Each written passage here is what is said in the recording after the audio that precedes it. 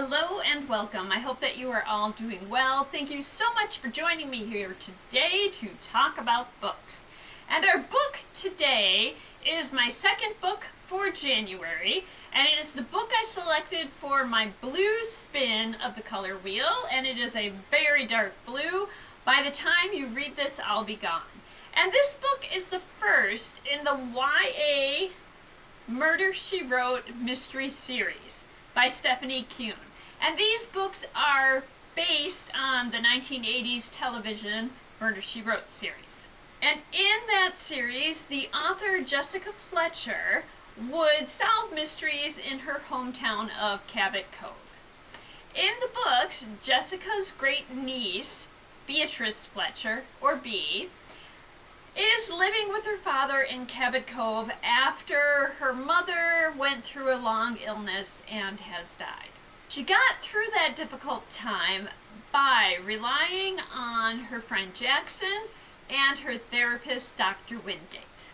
Bea shares an interest in crime with her great aunt Jessica and anonymously writes articles about unsolved crimes for TrueMaine.com website.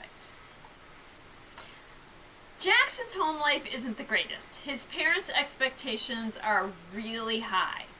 Bea and Jackson have been friends for years. One thing Bea discusses with her therapist is a recurring nightmare she has that's based on an actual incident that took place while she was staying with Jackson at his grandfather's farm. On the evening the story begins, Bea and Jackson have agreed to meet at the Hollow, a treed hillside that overlooks a beach, and Jackson is planning to attend Dr. Wingate's group therapy for teens. And this should help him deal with his home life. But Jackson doesn't show up. Instead, Bea is chased through the woods and meets a group of teens, including Liesl, Leaf, and Carlos. They are participating in a contest known as the 10-Ace. Participants follow a series of clues, which eventually leads to a huge prize for those who figure it out. The 10-Ace is held once every generation. But Beatrice is worried about Jackson. It's not unusual for him to be late, but it is very unusual for him to not show up. She devotes her next story to his disappearance and learns that he is not the first teen to disappear from Cabot Cove. In fact, he is the fourth. And there seems to be a relationship between the families of all the teens who have disappeared from something that happened in the past. Beatrice will need to figure out what is going on and fast, or she may become everyone's top suspect. By the time you read this, I'll Be Gone interweaves past and present, examining the influence our families and their past have on our present life.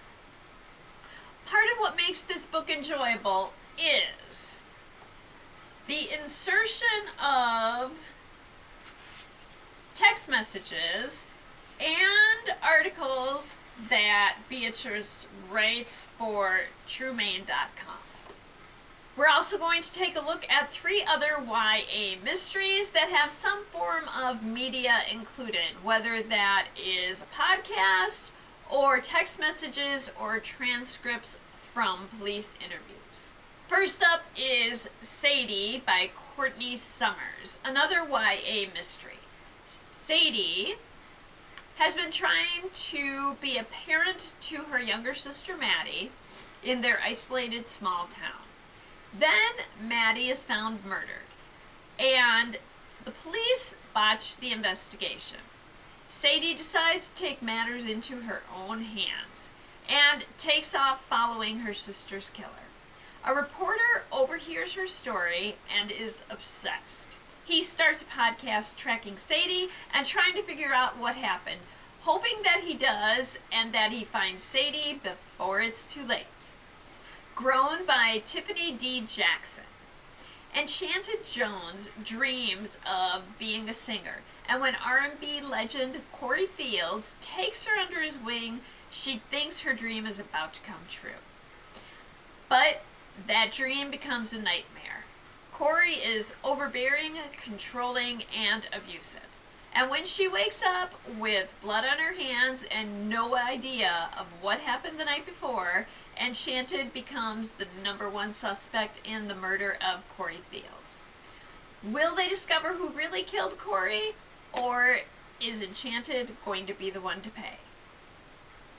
All the Best Liars by Amelia Kahaney.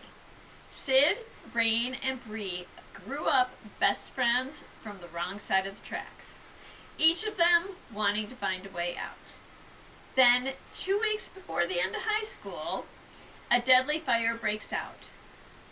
All the Best Liars goes back and forth between present and past to unravel the story of that fire and what it will cost their friendship.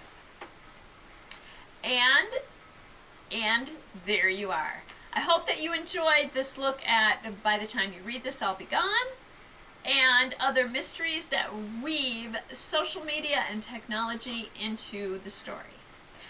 I'll be back next week when we'll take a look at my book for the red cover, and that is All of Us Villains by Amanda Foody and Christine Lynn Herman. Until then, I hope that you enjoy all that you do and all that you read. And thank you.